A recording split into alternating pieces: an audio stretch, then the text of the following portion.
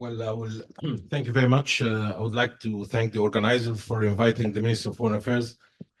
Um, Firstly, I would like to say I'm a member of the government, and I used to be a diplomat before, so I will try to be as transparent as a member of government can be. Allow me this subtlety in what I'm going to say. Uh, Firstly, yes, I think that the role of Egypt has grown up in the last days, in the last years, especially in the last 5 years. Regrettably, this is related to the issues and the crisis that has been surrounded us. For Sudan, for example, we have been excluded from the Sudanese issue for 5 years at least. All the African Union was excluding us, the European Union was excluding us. We were not part of any attempt to resolve the issue in Sudan. Now everybody is coming to us. I just came from a meeting with the German envoy just before I come, and I regret my delay. I have a 10 minutes delay due of the coming from the new capital. And this is exactly what I told them, that now you are coming to us because you have left us behind for many years. Because Egypt is the only country in this region who doesn't have a hidden agenda in Sudan except one thing, the stability and the unity of Sudan. This goes for Libya as well. We don't have any hidden agenda in Libya. We want the stability of Libya. We want the stability of the Red Sea, of Somalia. We have been accused always of wanting to go to Somalia to annoy Ethiopia. We have never mentioned Ethiopia in any vocabulary, in any rhetoric related to what's going on in Somalia related to Ethiopia. Actually, in Ethiopia, I have to acknowledge that Ethiopia became an annoying country in Africa. A man who came to power with a Nobel Prize and zero problem with all his neighbors. Now he has a civil war in his own country against his own people, the Oromo, against the Amhara, against the problem with the Somalis, problem with the Eritreans, problem with the Sudanese. So our presence in Somalia is related purely to the stability of Somalia, fighting terrorism. We are witnessing a lot of changes in the strategies of the region. We have witnessing on the operation drones coming into the operation at the Red Sea. The Red Sea is, well, Egypt, of course, is supporting all the operations that is seeking security of the Red Sea because it's of great importance, as everybody knows. That is the Detroit of Bab el-Mandab is the entrance of the Suez Canal, and Suez Canal is one of our main revenue and income is coming from the Suez Canal. So today we have around 12 military bases in Djibouti.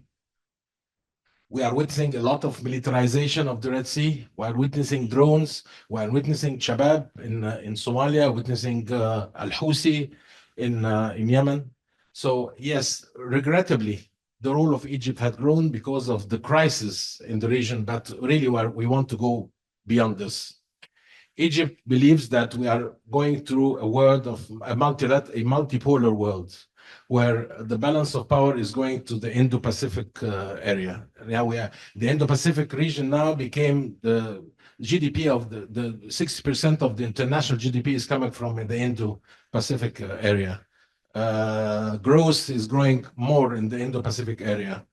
The BRICS, it is true that the BRICS, regrettably, out of the four structure of the BRICS, we have this cultural thing in Moscow. You have the businessman forum in South Africa, and then you have a third forum. There is no secretariat of any of these instances. Only one instance has a secretariat and has a structure, which is the NDB. And here the NDB is a very, very important institution because it's the only bank where there is no Bretton Woods influence on it. So NDB for us is an opportunity, but it's not for tomorrow. But I believe that maybe in 10, 15, 20 years, the NDB will be of great importance. We are very, very pleased to see that the NDB during the Bretton Woods meeting in Washington in 23 was the one leading the NDB's in terms of trying to find new financial structure and architecture, financial structure and architecture for the MDBs. So the fact that we find Mrs. Rousseff leading this MDBs, this is something very assuring for us, because she's, as we know, I mean, who is she, Madame Rousseff? So Egypt is trying to capitalize on all these changes in the world. We are still have very, very close relation with Europe, of course, but we are also working a lot these days on our African relation. Africa is coming again in the loop for Egypt. Lately, the Prime Minister announced that we are going to install a new investment guarantee agency that has been totally, I mean, the Egyptian central bank have bailed out the old company, and now it became a sovereign fund, and this is going to be addressing African guarantees for our Egyptian businessmen. This is something of very great importance. We are also in the inception of creating a new fund for financing the Nile Basin countries specifically. We are also have a great importance to the Sahel region, and I have to say that the approach of the West when they are dealing with the Sahel, I mean, with Burkina, with Gabon, with Chad, with, I mean, we need to find the balance between development and sanctions. We cannot just impose sanctions and asking for positive results. I mean, sanctions must be more intelligent, much more addressing maybe governments, but we have really to differ between government and the people. How can we combat terrorism and imposing sanctions at the same time on the people? I mean, sometimes the West, they have a Western approach of our African problems. This is something also has to change, and Egypt here is capitalizing on its credit and heritage and legacy in Africa to make these things work. So, well, this is, I mean, I'm trying just to not excess the time and trying to give some responses of how Egypt is trying to capitalize on the current situation. Despite the fact that our debt holders are Western countries, our trading partners are either Western or affiliated Western country, the Gulf, Europe, North America.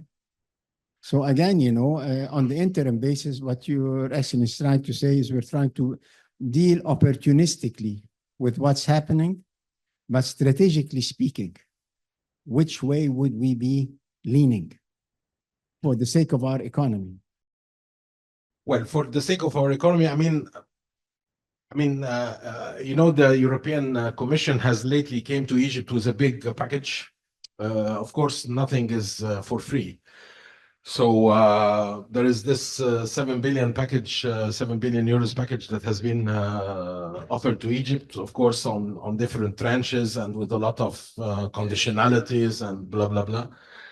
Our relation with the United States will remain as a strategic partner for Egypt. Our relation with Russia will remain. We have differences with everybody, and we have a lot of point of agreement of everybody too. So the type of strategic friends or strategic enemies doesn't exist anymore. We with the Russians, for example, we agree on a lot of things. We don't agree with Ukraine, and we have been made this clear. For example, at the General Assembly. I mean, we voted that this is an aggression, for example, but we don't not happy, for example, with the presence of some Russian soldiers in some African countries, for example. They are a source of this problems in these countries sometimes. Sometimes yes, sometimes no. Not all the countries have the same thing. For example, with China, we have excellent relations. China became one of our main partners. They are investing. They are the first country in the world to build an industrial park in the Suez Canal Economic Zone, for example. We have today more than maybe 250 Chinese company working there. The Chinese are following. The South Koreans are coming as well. We have opened a lot of alliances with the Asian our Asian partners. We are very thankful for Japan and Korea to allow us to have budget support in support with the African Development Bank, for example. This is something that also the Korean part of this fund, for example, is coming from the energy fund within the African Development Bank, with whom we have excellent relations. We are working with the NDB, of course. Our Minister of International Cooperation is our governor at the NDB, and as I used to work with her before, we are working on a lot. The de-dollarization is not for tomorrow as well. I mean, the dollarization is coming maybe in 20, 30 years, because the biggest holder of dollars in the world is China. So nobody wants to shoot himself in his feet. I mean, 60% of the international reserves are in dollars. So nobody will, I mean, the dollar will remain the king of currencies for some time. I mean, the second currency will be the euros, and it's only 20% of the international reserve. So we are far away from de-dollarization for the time being. But we have other solutions. For example, we have debt swaps. Debt swaps should be used more by the superpowers, the big creditors in the world, in order to alleviate the debts of the developing countries, and especially for the green transformation in the world, for example. China has signed with Egypt the first debt swap with any other country in the world. China is one of the main creditors in the world, and Egypt is the first country to sign a debt swap for development MOU with China, for example. We have done this before with Germany, with Italy. So we are doing our best in Egypt in order to cope with all these changes. Yeah, I would like to come to the lady's question concerning our relation with Africa. I really beg to disagree with you that we don't have a presence in Africa. Actually, our new Minister of Foreign Affairs, his first trip was on Egypt Air flight to Somalia and Djibouti. That was only a few days after being appointed. The second day he has been appointed, we have been hosting in Egypt the first all-inclusive meeting of the Sudanese opposition and Sudanese factions in Cairo. The only time in 5 years that all the Sudanese have been meeting in one place. Our relation with Africa has different folds. I mean, in the African Union, we have appointed a commissioner for infrastructure and energy. Peace and security, we have been the president of this month of the Peace and Security Council, and we have also commissioned a visit to Port Sudan. We are one of the leaders of the FTA, it's the African Free Trade Agreement. We have hosted this month a very important meeting, a workshop of the COMESA, in order to streamline all the investment laws within the COMESA countries with the assistance of the UNCTAD and the UNDP and the European Union. Egypt is one of the main contributors to the African Development Bank. On the bilateral issues, we have just the Prime Minister have launched the new, as I've said, the new agency for investment guarantees in Africa with a capital of $600 million. We also we're going to launch a new initiative concerning the Nile Basin countries, so maybe $100 million. On the bilateral issues, we are supporting the private sector to go to Africa. Our private sector, like Swedi, Gharabli, Orascom, Infinity, Mansour, Mantrak, they're all over Africa. We are very, very much present, not only into construction things, but also into services. We are offering services in Djibouti, we have in Rwanda, in Burundi, we have a lot of projects that some of them I cannot even mention now because it's confidential information for the private sector. I don't want to annoy them. We are also putting the private sector with the government into projects in a PPP approach. For example, we have just have a meeting for some our properties and assets in Africa where we can find some Egyptian private sector to work with them, like for example, the assets of the Nasser companies in Africa. And on the military basis, we have military cooperation with most of the 44 countries at least of Africa.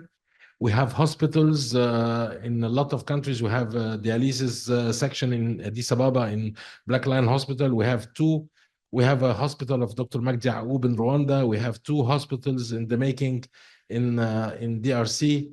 In Gabon, we are building roads, airports, railways. In Djibouti, we are sending medical missions. We have an Egyptian agency for partnership with Africa that is sending experts in all the fields.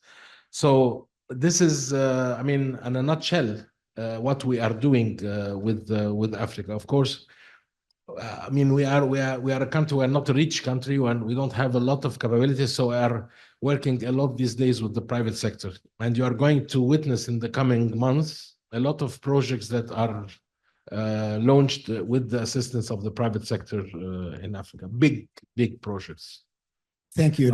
Sorry, I want to add something very important. Is the dam of Tanzania. It's one of the excellent examples of cooperation in a PPP, because it's Arab contractors with the Swede, and they are building a dam in Tanzania with a cost of $5.5 billion. So